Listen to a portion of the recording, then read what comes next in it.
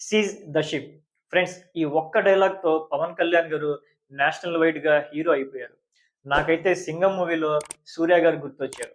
ఎందుకంటే పవన్ కళ్యాణ్ గారు ఒక పెద్ద సెటప్‌తో సముద్రం దగ్గరలో యాంకర్ అయి ఉన్న ఇంటర్నేషనల్‌కి చెందిన పనామా కార్గో షిప్‌లో అక్రమంగా పీడీఎఫ్ రైస్‌ని ఎక్స్‌పోర్ట్ చేస్తున్నారని చెప్పి పక్కా సమాచారంతో పవన్ కళ్యాణ్ గారు అక్కడికి చేరుకున్నారు. అయితే 'Stella L' Panama cargo ship ఇంటర్నేషనల్‌కి చెందింది కాబట్టి, మన డిప్యూటీ సీఎం పవన్ కళ్యాణ్ గారిని ఆ షిప్‌లోకి ఎంటర్ అవ్వడానికి పర్మిషన్ ఇవ్వలేదు. దీన్ని బాగా గుర్తుపెట్టుకోండి.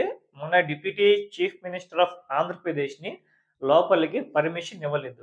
కాబట్టి ఆయన బయట నుండే సీజ్ ద షిప్ అన్నారు. ఇక్కడ ఫన్నీ పాయింట్ ఏంటంటే, సీజ్ ద షిప్ అంటే రోడ్డు మీద వెళ్ళే లారీ కాదు. సీజ్ చేసి స్టేషన్‌లో పెట్టేయడానికి.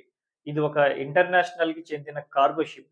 ఒక స్టేట్‌కి డిప్యూటీ సీఎంగా ఉన్న మిమ్మల్నే షిప్‌లోకి రానివ్వలేదు అంటే, అంటే డిప్యూటీ సీఎం లాంటి క్యాడర్‌ని షిప్‌లోనికి ఎలో చేయలేదు అంటే, ఒక షిప్‌ని సీజ్ చేయాలి అంటే మామూలు విషయం కాదు. దానికి సెంట్రల్ గవర్నమెంట్ పర్మిషన్స్ కావాలి. లీగల్‌గా ఎవిడెన్స్ చూపించాలి. చాలా చాలా ఇష్యూస్ ఉంటాయి. డొమెస్టిక్ నుంచి ఇంటర్నేషనల్ వైడ్‌గా అథారిటీస్ ఇన్వాల్వ్‌మెంట్ అయ్యి, లీగల్‌గా వెరిఫై చేసి, అప్పుడు ఏదైనా సీజ్ చేసే ఛాన్స్ ఉంది. అది కూడా వరల్డ్ వైడ్‌గా బ్యాన్ చేసిన ఐటెమ్స్ కొకైన్ గాని, హెరోయిన్ గాని, డ్రగ్స్ ఇటువంటివి దొరికితే సీజ్ చేస్తారు తప్ప, ప్రత్యేకించి రైస్ ఇల్లీగల్‌గా చేస్తున్నారు అని దాని మీద సీజ్ చేసే ఛాన్సెస్ చాలా తక్కువుంటాయి. ముందుగా పవన్ కళ్యాణ్ గారికి హ్యాట్స్ ఆఫ్. ఎందుకంటే పవన్ కళ్యాణ్ గారు మామూలు చోట వేలు పెట్టలేదు. దీంట్లో చాలా పెద్ద పెద్ద వాళ్ళ హస్తం ఉండొచ్చు. వాళ్ళు మన ఊహకి గూడా అందరు. అంత పెద్ద నెట్‌వర్క్ ఇది. పవన్ కళ్యాణ్ గారు విజిటింగ్‌కి 2, 3 రోజుల ముందు కాకినాడ జిల్లా కలెక్టర్ గారు, సివిల్ సప్లై అధికారులు కాకినాడలో 640 మెట్రిక్ టన్నుల పీడీఎస్ రైస్‌ని సీజ్ చేయడం జరిగింది. ఎన్నికల ముందు పవన్ కళ్యాణ్ గారు చెప్పినట్టు కాకినాడ పోర్ట్ ద్వారా అక్రమంగా రేషన్ బియ్యాన్ని తరలిస్తున్నారు.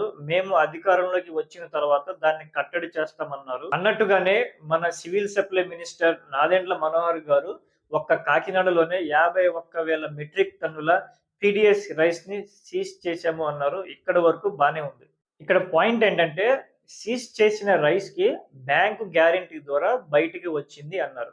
అయితే ఒకసారి సీజ్ చేసిన తర్వాత అది ఇల్లీగల్ అవుతది. ఇల్లీగల్ అయిన రైస్‌ని బ్యాంకు ఎందుకు గ్యారంటీ ఇచ్చింది? అసలు ఏ బ్యాంకు గ్యారంటీ ఇచ్చిందో ఆ బ్యాంకు పేరు బయటికైతే రాలేదు. ఇక్కడ ఇంకో పాయింట్ ఏంటంటే పవన్ కళ్యాణ్ గారు గత ప్రభుత్వంలో అంటే వైఎస్ఆర్‌సీపీ ప్రభుత్వంలో కాకినాడ ద్వారా పీడీఎఫ్ రైస్ అక్రమంగా ఎక్స్‌పోర్ట్ జరుగుతుంది అన్నారు. అక్కడి వరకు ఓకే. అయితే గత 6 నెలలుగా ప్రభుత్వం మీది, అక్కడ ఎమ్మెల్యే మీ కూటమి సభ్యుడు, జిల్లా యంత్రాంగం మీ చేతిలో ఉంటది. వీళ్ళందరూ ఉండగా ఒక ఇల్లీగల్ సీజ్ చేసిన రైసు బయట నుంచి పోర్ట్ ఏరియాకి అంటే ఆ కార్గో షిప్‌లోకి ఏ విధంగా చేరింది? కాకినాడ పోర్ట్ నుంచి అక్రమంగా పీడీఎఫ్ రైసు వేరే కంట్రీస్‌కి ఎక్స్‌పోర్ట్ అవుతుందని చెప్పి గుర్తిచ్చారు. బానే ఉంది. మరి దీని మీద మన సీబీఎన్ గారు ఏ విధంగా రియాక్ట్ అవుతారు? ఈ ఇష్యూని సెంట్రల్ గవర్నమెంట్ వరకు ఏ విధంగా తీసుకెళ్ళి, దీని మీద ఏ విధంగా మళ్ళీ రిపీట్ అవ్వకుండా ఏ విధంగా కట్టడి చేస్తారనేది మనం అందరం వేచి చూడాలి. మరి దీని మీద మీరు ఏమనుకుంటున్నారో కామెంట్స్ ద్వారా తెలియజేయండి. మరోసారి మరో కొత్త వీడియోతో కలుద్దాం. అప్పటి వరకు జై హింద్.